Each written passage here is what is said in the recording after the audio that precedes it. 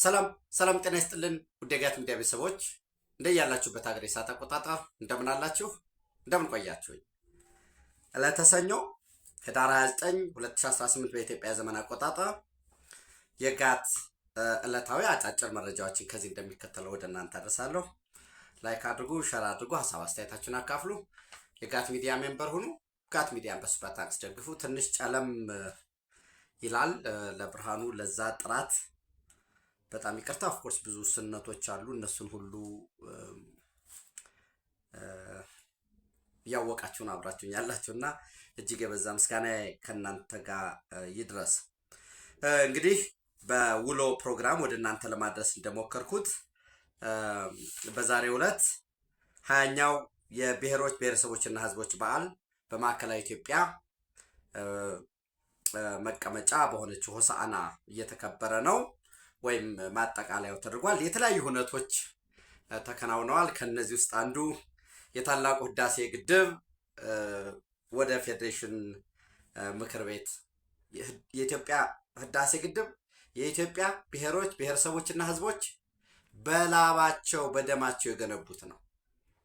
የውስጡን ባንዳ የውጩን ጠላት ዓለም አቀፉን የተሰሳተ ትርክት ተቋቁመው እንዲሁም እንዳልፉት የለም ማለት እኮ ይሄንን ነው። ያን ሁሉ መከራ በደም ባጥንት በሚሰብር ትርክት ኢትዮጵያዊ ነን ያሉ ሁሉ የተዋረዱበት፣ ግድቡን ያንቋሸሹ ያጠጣሉበት፣ ወዳጅና ጠላት እየተለየበት፣ ኢትዮጵያ በመጨረሻ ደግሞ ማሸነፍ እንደምትችል ከጨለማው እንደምትወጣ ከራሷም አልፋ ትናንት ባድዋ የጥቁር ህዝቦች ምልክት እንደሆነችው ተስፋ እንደሆነችው ሁሉ ዛሬም በራስ አቅም ይቻላል ለሚለው ማሳያ የሆነው ከብሔር ብሔረሰቦች በተከበረ ቁጥር በየዓመቱ ባዘጋጁ ክልል ሲዞር የነበረው የመጨረሻ ፍጻሜውን ዛሬ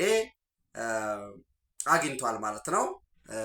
ለባለቤቱ ለኢትዮጵያ ብሔር ብሔረሰቦችና ህዝቦች ለተወከሉበት የፌዴሬሽን ምክር ቤት ተመልሷል። በዛውም የፌዴሪ ጠቅላይ ሚኒስትር በዛሬው ዕለት ተገኝተው ነበረ። በጣም የእውነቴን ነው የምላችሁ። አሁን ስላለፈ ታስታውሳላችሁ። የአክሱም ሐውልት ለወላይታው ምኑ ነው ተብሏል። የአክሱም ሐውልት ለወላይታው ምኑ ነው? ከዛ ወጥተን ነው የአክሱም ሐውልት ለወላይታው መኩሪያው ነው። የሲዳማ ጨምበላላ የወላይታው ዮዮ ጊፋታ የጋሞ መስቀላዮ ሁሉም የአንዱ ያላንዱ ውስን ነው። አንድ ክር ደካማ ነው። አንድ እንጨት አይነድም። አንድ ክር ደካማ ነው። ብዙ ክር ግን የማይበጠስ ገመድ ነው እና ብዝሃነታችን የጥንካሬያችን መገለጫ ነው። ብዙ ክር ግን የማይበጠስ ገመድ ነው። ስንበዛ ስንሰናሰል በቀላሉ የማንበጠስ ገመድ ስለምንሆን ብሔራዊ ጥቅምን ማስቀደም የሁላችንም ሀብትና ስንቅ ሊሆን ይገባል። ልዩነቶቻችን ጸጋዎች ናቸው። ህብረ ብሔራዊነት ጸጋ ነው። ጸጋዎቻችን በራሴ በምለው እንድኮራ በጋራ ስንሆን ነው የሚደምቀው። አንድ ቀለም ብቻውን ምንም ነው። ሰው ይሄ በዲሞክራሲያዊ መግባባት የህብረ ብሔራዊ አንድነት በሚል የተከበረው ኦፍኮርስ በተለያዩ እውነቶች ሲከበር ነው የቆየው። ይሄ እንግዲህ በደንብ እንደው እንዳለ ኮት ላድርግ ብዬ ነው። የአፋር ዳጉ ለዳውሮ ኩራቱ፣ የሲዳማው ጨምበላላ ለአማራ ሐሴቱ፣ የኦሮሞ ገዳ ለሐረር ምቾቱ፣ የአክሱም ሐውልት ለሃዲያ ታሪኩ፣ የጀጎል ግንብ ለቤንሻንጉል ቅርሱ፣ የፋሲል ቤተ መንግስት ለሃዲያ ሀብቱ፣ የሶማሌው ዳንቶ ለጋሞ ባህሉ፣ የጉራጌ ክትፎ ለእያንዳንዱ ኢትዮጵያዊ ጣዕሙ ነው። የአንዳችን የኔ ብቻ የሚባል የለም፣ የጋራ ነው። ለምሳሌ ዛሬ ቋንቋዬ፣ ባህሌ፣ ማንነቴ ወዘተረፈ እንላለን። በጋራ አድዋ ላይ ሄደን ወድቀን ስላስቀረ ነው የደመቅንበት ያየጥንበት የጋራ ልናደርገው ይገባል። ያም ብቻም አይደለም። የሀዲያ ህዝብ ማዕከላዊ ኢትዮጵያ መቀመጫ ሆሳዕና የሆነው የሀዲያ ህዝብ ጀግኖችን ሲያበረክት ነው የኖረ። በውትድርናው ዘርፍ ብንወስድ ኮሎኔል በዛብህ ጴጥሮስን ለኢትዮጵያ ያበረከተ ህዝብ ነው። ጀግናው ኮሎኔል በዛብህ የጀመረውን ጀግናው የሀዲያ ወጣት ያሳካዋል ብለዋል። በነገራችን ላይ ኮሎኔል በዛብህ አብራሪ ነበሩ በደርግ ጊዜም። በኋላም ደግሞ አገር ስትጠራቸው ቢበተንም ቢገፉም ተገፋሁኝ ብለው በሀገር ቂም አላዙ። በሀገር ቂም ሳይዙ ይልቁኑ ጠላትን በገባበት ገብተው የተዋጉ እኛ ብንሞት ሰው ቢሞት በሌላ ሰው ይተካል፣ መተኪያ የሌላት ኢትዮጵያ ከሞተች ግን ተተኪው ትውልድ ስለሚሞት ዋጋ አይኖረውም። እኔ ልሞት እችላለሁ፣ ሌላው ይተካኛል። አገሬ ከሞተ ግን በምን ይተካል? አገር አልባ ትውልድ አልፈጥርም ብለው በጀግንነት የተፋለሙ በክብር የወደቁ ናቸው። መጨረሻ እንግዲህ የሚያበሩት አውሮፕላን ተመቶባቸው በምርኮ ተይዘው ነበር። እንግዲህ የተለያዩ ነገሮች ናቸው። የለም መጀመሪያም ተመቱ የሚላለ ከተያዙ በኋላ የሚላለ ዞሮ ዞሮ ከወይዘሮ ወይንሸት ኃይሌ ከባለቤታቸው ጋር ትዳር መስርተው 3 ወንድና 2 ሴት በድምሮ 5 ልጆች ያፈሩ የምንጊዜም ጀግና የጀግና ሀገር ስታመሰግነው የምትኖር ዛሬ ደግሞ በክቡር ጠቅላይ ሚኒስትሩ በአደባባይ በጀግነት የተወሱ ጀግና ናቸው። የምንጊዜም ጀግና። ሰው ይሞታል፣ በሰው ይተካል። አገር ከሞተ ግን በምንም አይተካም። ለትውልዱ ለህዝብ ስንል እንወድቃለን እንሞታለን ያሉ የቀይ ባህር ኮከብ ጀግና ናቸው። ሆፕፉሊ የበለጠ ሆሳዕና ላይ አደባባይ ቆሞላቸዋል። ወደፊት በተለያየ መንገድ ጀግንነታቸው ሲዘከር እንደሚኖር ምንም አልጠራጠርም። የሚሆነውም እሱ ነው። እንግዲህ ሌላው በዛሬው ዕለት በጠዋቱ ፕሮግራም ኦፍኮርስ መረጃ ሰጥቻቸዋለሁ። ከ500 በላይ በአማራ ፋኖ ህዝባዊ ድርጅት እና በአማራ ብሔራዊ ክልላዊ መንግስት መካከል የተፈረመውን የሰላም ስምምነት ተከትሎ በኢጋድ እና በአፍሪካ ህብረት ታዛቢነት፣ በነገራችን ላይ ኢጋድም የአፍሪካ ህብረት ማደራዳሪ ነበሩ። በኋላ ሲፈረም ነው ጋራንቲ ሲሆኑ በእነሱ አማካኝነት የተፈረመውን ስምምነት ተከትሎ ከ500 በላይ ዛሬ ብቻ ማዕከላዊ ጎንደር ከ100 በላይ ነው እጃቸውን የሰጡ። ከዛ ባለፈ በብናት አካባቢ የሚንቀሳቀሱ አሉ። እነ ተሾመ ፋኖ ተሾመ። በነገራችን ላይ ፋኖ ተሾመ ሆዳሞች፣ ጥገኞች በመዋቅሩ ውስጥ ያልጠሩ ጥገኞች ማታለው ያስገቡት እንጂ በህልውና ዘመቻው በጀግንነት የተፋለመ ልጅ ነው። ደከመኝ ሰለቸኝ የማይል ነገር ግን ትናንት የሰላም መንገድን መምረጥ ያስፈልጋል መግባት አለብን የሚለውን ተከትሎ ዛሬ ኦልሞስት በቁም እስረኛ መልኩ አስገድደው ነው መግለጫ እንዲያወጣ ያደረጉት እና ሁሉም ቢገባ እኔ ብቻ ያነቀራለሁ እንጂ ምንም አላደርግም እስኪል ድረስ ማለት ነው። ምን ማለት ነው? በነገራችን ላይ ታጣቂዎች በብዛት ገቡ፣ ሰላማዊ መንገድን መረጡ ሲባል ነጠላውን ዘቅዝቆ የሚያለቅሰው እነሱን ተስፋ አድርጎ ቤት በሞርጌጅ የገዛ ወደ ያለበት መኪና ለመግዛት አዳዲስ ቢዝነስ ለመጀመር የሞከረው ነው። ለእናት ደስታ ነው፣ ለአባት ደስታ ነው፣ ለእህት ወንድም ደስታ ነው፣ ለህዝብ ሰላም ነው። ትግል ማለት ጠመንጃ መሸከም ብቻም ይመስለዋል። ያው ውድቀት ነው።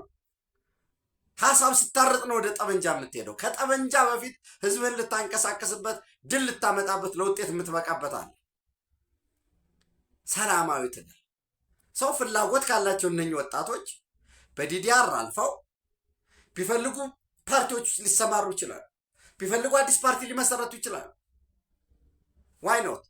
ነገር ግን እነዚህ ጅላንፎ ተለላኪዎች፣ የሻቢያ ማደጎች በሰላም የገባውን ሁሉ ካራክተር አሳስኔት እያደረጉ ነው። ስንቱን አሳስኔት አድርገው እንደሚችሉት አናቅም።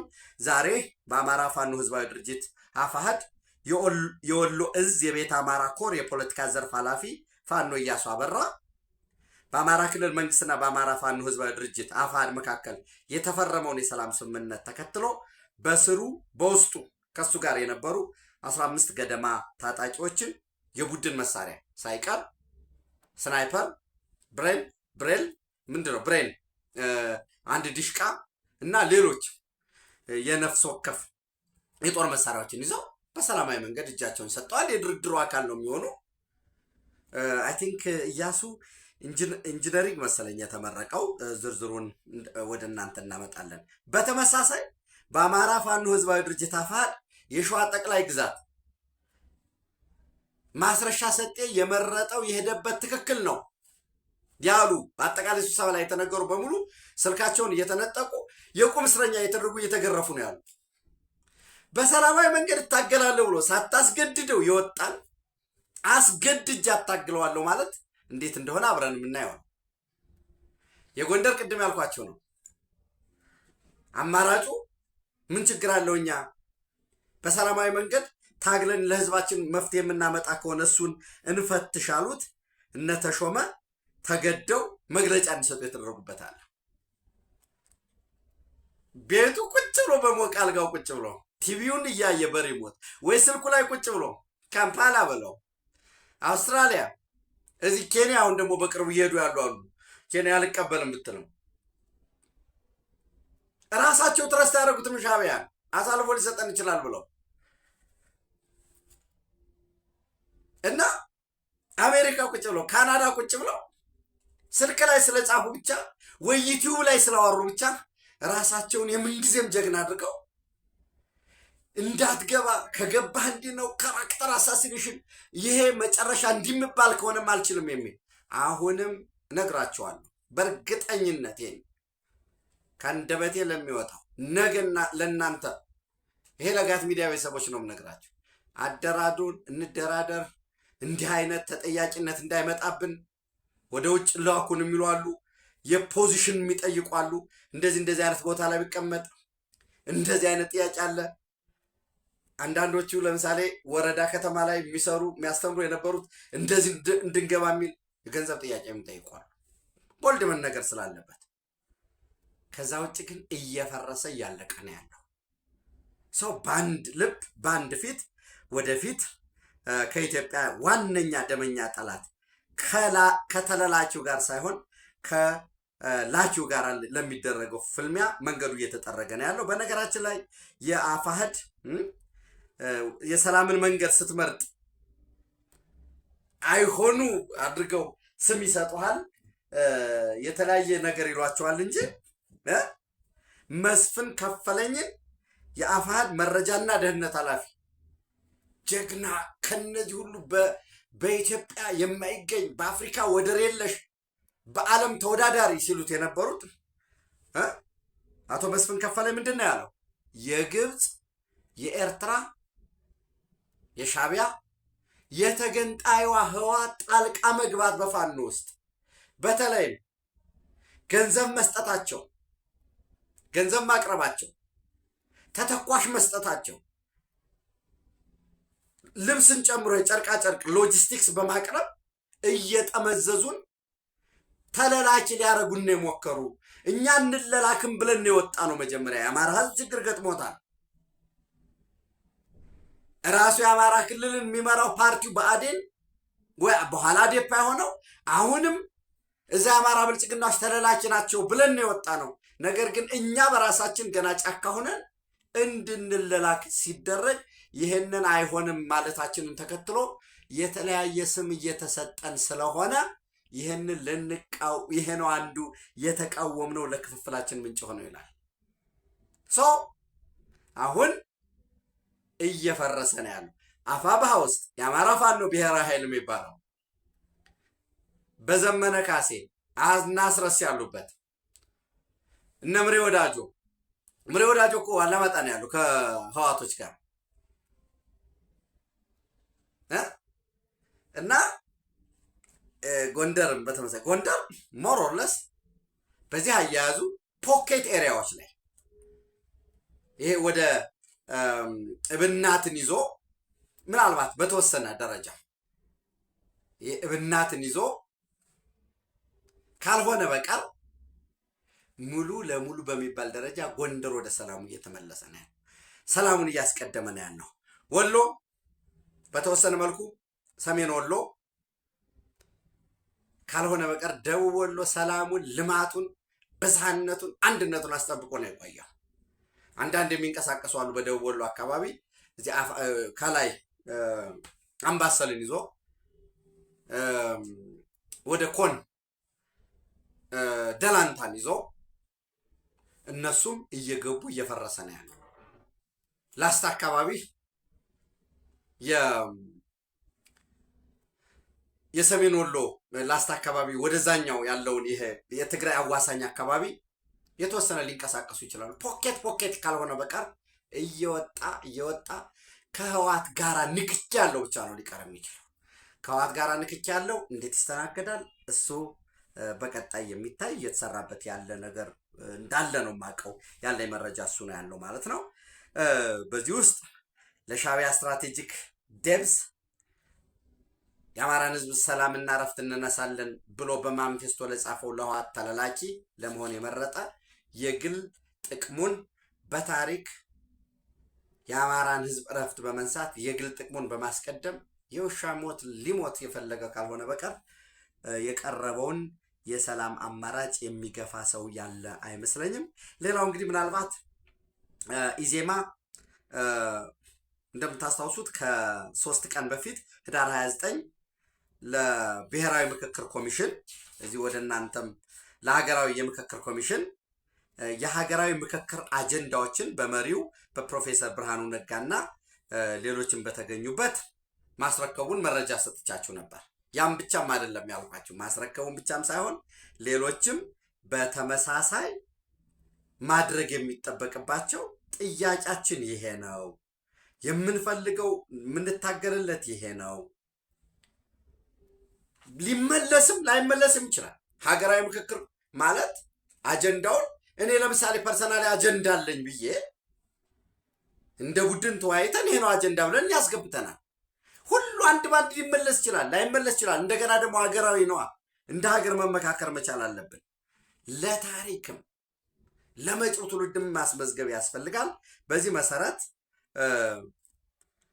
የኢዜማ ሀገራዊ ምክክር ሰነድ ጥቅምት 2016 ዓ.ም የሚል በአጠቃላይ በ73 ገጽ የተዘጋጀ በአርዕስት ደረጃ ክፍል 1 የሀገር ህልውናና ቀጣይነት፣ በዛ ውስጥ የሀገር ህልውናና ቀጣይነት አደጋ 1.1፣ የሀገር ህልውናና ቀጣይነት አደጋ የመፍትሄ ሀሳቦችና አጀንዳዎች 1.2፣ ቋንቋን መሰረት ያደረገው በሂደት ወደ ዘር ማንነት የወረደው ሀገራዊ ፖለቲካ ስርዓት በሀገር ህልውናና ቀጣይነት ላይ የደቀነውን አደጋ የመከላከል መፍትሄ ሀሳቦች። ይሄ ቋንቋን መሰረት አድርጎ ነበር አከላለል የተሰራ። ቀጥሎ ግን ወደ ዘር ወረደ። ይህ ወደ ዘር የወረደው አከላለል ዛሬ ሉዓላዊነቴ የግዛት አንድነቴ ወደሚል ሄዷል። ይሄ መስተካከል አለበት በሚል ዝርዝር አማራጮችን አቅርቧል። 1.22 ሀገራዊ ተቋማትን ከዘር ማንነት ከሚመጣ አደጋ መከላከል የሚያስችሉ የመፍትሄ ሀሳቦች። 1.23 የገዢ ፓርቲና የመንግስት መዋቅሮችን መቀላቀል በሀገር ላይ የሚያመጣውን አደጋ የመከላከያ መፍትሄ ሀሳቦች። 1.24 የዘርንና የእምነት ማንነትን መሰረት ያደርጉ ተደጋጋሚ ጥቃቶች ማስቆም የሚያስችሉ የመፍትሄ ሀሳቦች። በተለያየ አካባቢ በዘር ላይ በተለያየ አካባቢ በእምነት ላይ እምነትን መሰረት ያደርጉ ትንኮሳዎች፣ ግድያዎች፣ አፈናዎች፣ ማፈናቀሎች ይከሰታሉ።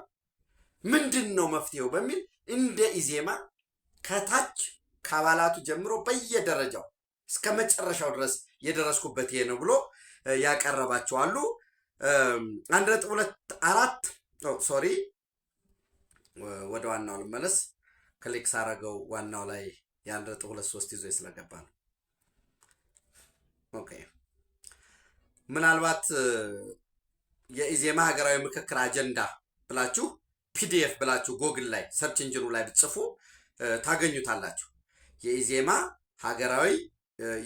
ሀገራዊ ምክክር ሰነድ ፒዲኤፍ ብላችሁ ሰርች ብታደርጉት ታገኙታላችሁ። እንዳውንሎድ ማድረግ ነው። ዘን የዘርና እምነት ማንነት መሰረት ያደርጉ ተደጋጋሚ ጥቃቶችን ማስቆም የሚያስችሉ የመፍትሄ ሀሳቦች። ክፍል 2 የዜጎች ሰብአዊና ዜግነታዊ ደህንነት በዛ ውስጥ በዝርዝር የተቀመጡ አሉ። ክፍል 3 ድህነትና ኋላ ቀርነት፣ ከድህነትና ኋላ ቀርነት መላቀቅ አለመቻላችን፣ ከድህነትና ኋላ ቀርነት ለመላቀቅ የሚያስችሉ የመፍትሄ ሀሳቦች፣ በፌዴራልና በክልል ከብዝሃነት የሚነሱ የፍትህ ጥያቄዎች ሽፋን በማድረግ ድህነትን እና ኋላ ቀርነትን የማበባስ ሁኔታ የመፍትሄ ሀሳቦች ይነሳና አንዱ ለዚህ ተወካይ ነኝ ለዚህ እንዲህ ነኝ ይላል። የራሱን ድህነት ይፈታል፣ የህዝቡን ድህነት ግን እያበባሰ የሚቀጥልበትን ሁኔታ አስቀምጧል። ለዚህ ደግሞ መውጫ መንገዱ ምንድን ነው የሚለውን ያስቀምጧል። 3.23 የፍክክሩና የትብብሩ መመዘኛዎች እውቀት፣ ችሎታና ታታሪነት አለመሆን፣ ወደ እድገትና ዘመናዊነት መሸጋገር አለመቻል የመፍትሄ ሀሳቦች ውክልና በሚል ከእውቀት ከልምድ ከፕሮፌሽናሊዝም በመውጣት እነዚህ መሰናክሎች ሳንካዎች አሉ በሚል ያስቀምጠው ከነ መውጫ መፍትሄ ሀሳቦች አስቀምጧል። ክፍል 4 የጋራ ማንነት ፍላጎትና ጥቅም፣ የጋራ ማንነት ፍላጎትና ጥቅም አለመኖር፣ የጋራ ማንነት ፍላጎትና ጥቅም የመኮስመን ችግር የመፍትሄ ሀሳቦችና አጀንዳዎች። አሁን አንዱ ይመጣና ለእኛ የቀይ ባህር ጉዳይ የኛ አጀንዳችን አይደለም፣ አጀንዳችን ሌላ ነው ይላል። ለእኛ ሀገራዊ ምክክር ምናምን የሚባለው ጀስት ይሄ ቀልድ ነው ምናምን ይላል። ያንን ሂደህ እንዲህ ያለውን ሰው ጎረሽ ስታደርገው ሻዕቢያ ጋር ተሰንቅሮ ታገኘዋለህ። ይህንን ማን ነው ብለህ ፈለግ ትንሽዬ ስታደርግ ከግብፅ ምናምን እንደዚህ በዘር ማንነት ፖለቲካ ውስጥ ገብቷል ወይ በእናቴ እንዲህ ነኝ በአባቴ እንዲህ ነኝ የባለቤቴ እንትን እዛ እንደዚህ የሚከፈለት ሆኖ ታገኘዋለህ። ይህንን የዘርን ስታላቅቀው የመውጫ መንገዱ መወዳደሪያ መንገዱ ያን ስታላቅቀው ወደ ኢትዮጵያዊነት መውጣት ወደ ኢትዮጵያዊነት ያ ማለት ኢትዮጵያዊነት ውስጥ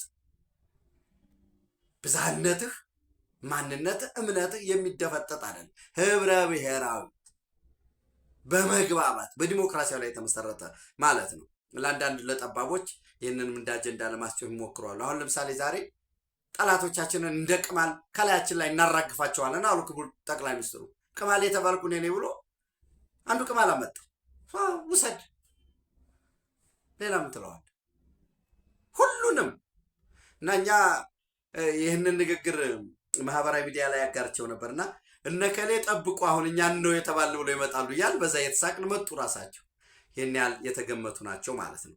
ሰው የሀገሪቱ ከፍተኛውን የሉዓላዊነት ስልጣን ለዘር ማንነት ቡድኖች የሰጠው ህገ መንግስት የመፍትሄ ሀሳቦች መገንጠል መኖር መቻል የለበትም።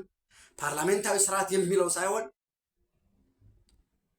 ፓርላሜንታዊ ቀርቶ የፕሬዝዳንታዊ ስርዓት ይኑር። አከላለሉ ከዘር ከቋንቋ ይውጣና አካባቢያዊን ፍትህ ማቅረብ በሚያስችል መልኩ ይሁን። መገንጠል ይታገድ። የብሔር የዘር የእምነት ፖለቲካ ውስጥ እንዳይገቡ የሚደረጉ አሰራሮች ይተግበሩ። ከዘር ካልወጣን የፕሬዝዳንታዊ ምርጫ ይደረግ ከተባለ 50+1 ይሁን ከተባለ ምንድን ነው ሊሆን የሚችለው? እንደምታውቁት የየራሱን ነው ሊመርጥ የሚችለው። የየራሱን የሚመርጥ ከሆነስ ምን ይመጣል መጨረሻ ላይ? እኔም የራሴን ነው መርጥ አንተም የራሱን ነው መርጥ የሚለው 50+1 ላይ መጣ የሚችልበት ጉዳይ ይኖራል ማለት ነው። በዘርና ሃይማኖት የማንነት ቡድኖች መሃል ግጭት የሚቀሰቅሱ ትርክቶች የመፍትሄ ሀሳቦች፣ የጋራ ፍላጎትና ጥቅምን ብሎም የጋራ ማንነትን የሚያቀጭጭ ሀገራዊ ፖለቲካ ስርዓት የመፍትሄ ሀሳቦች፣ የህገ መንግስት ማሻሻያዎች በሚል የክፍል 1 ህገ መንግስት ማሻሻያ፣ የክፍል 2 ህገ መንግስት ማሻሻያዎች፣ የክፍል 3 ህገ መንግስት ማሻሻያዎች፣ የክፍል 4 ህገ መንግስት ማሻሻያዎች እነዚህ በሙሉ የተቀመጡ አሉ። ማጠቃለያ 71 አስቀምጠዋል። ፕሊስ እያንዳንዱን እናንብበው። ልክ እኔ በተመሳሳይ ምንድነው ያልኳቸው? ያኔ ኢዜማ ለሀገራዊ ምክክር አጀንዳውን አቅርቧል። የሀገራዊ ምክክር ኮሚሽኑን አጀንዳውን አቅርቧል። ሌሎችም ፓርቲዎች ኦፌኮ፣ ኦነግም አሁን ኦፌኮ አልሳተፍም ማለት ሀሳብ የለም ማለት ነው። እኔ አምሶሪ እንደዛ በማለት እንግዲህ ኦነግ አልሳተፍም ከሀሳብ የለውም ማለት አይሳተፍ።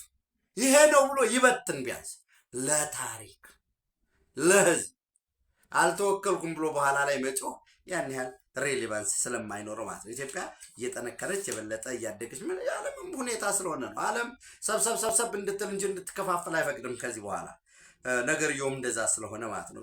ሌላው እንግዲህ ምናልባት በጠዋቱ በውሎ ፕሮግራም ካምቦዲያ እና ታይላንድ ወደ ግጭት ገብተዋል። የካምቦዲያ ጦር ጥቃት ሰንዝሮ አንድ የታይላንድ ወታደር መሞቱን ተከትሎ ታይላንድ የአየር ጥቃት መፈጸም ጀምራለች። አሁን ደግሞ የታይላንድ ጦር ኃይሎች አዛዥ የካምቦዲያን አጠቃላይ የሚሊተሪ ወታደራዊ ቁመና ሙሉ ለሙሉ አንኮታኩተን በታይላንድ ዜጎች ላይ ቀጣይ ጥቃት የማይፈጸምበት ሁኔታ መኖሩን እስክናረጋግጥ ድረስ ጥቃታችንን አናቆምም በሚል መግለጫ ሰጥተዋል። ይሄ እስከምን ይወስዳል የሚለውን እንግዲህ አብረን የምናየው ነው የሚሆነው። እንደምታውቁት በማሌዥያ ጠቅላይ ሚኒስትር አንዋር ኢብራሂም አሸማጋይነት በኋላ ላይ ደግሞ በዶናልድ ትራምፕ ግፊት አድራጊነት ሁለቱም ነጩ ቤተ መንግስት ገብተው የሰላም ስምምነት ፈርመው ነበር። እስካሁን ከማሌዥያም ከአሲያን የአሶሲሽን ኦፍ ሳውዝ ኢስት ኤዥያን ኔሽንስ ከዛም እስካሁን የወጣ ነገር የለም። ከአሜሪካ በኩልም የተሰማ ነገር የለም። አይ ቲንክ ግጭቱ የሚጠቅማቸው አይመስለኝም። አንዳንድ ተጨማሪ ኦፍኮርስ ተጨማሪ እየወጡ አፕዴት እየሆኑ ያሉ ነገሮች አሉ። እሱን የበለጠ አይተን ነገ በጋት ውሎ የበለጠ ምንዳስሰው ይሆናል። ኢትዮጵያ በክብር ለዘላለም ትኑር። ታንኪ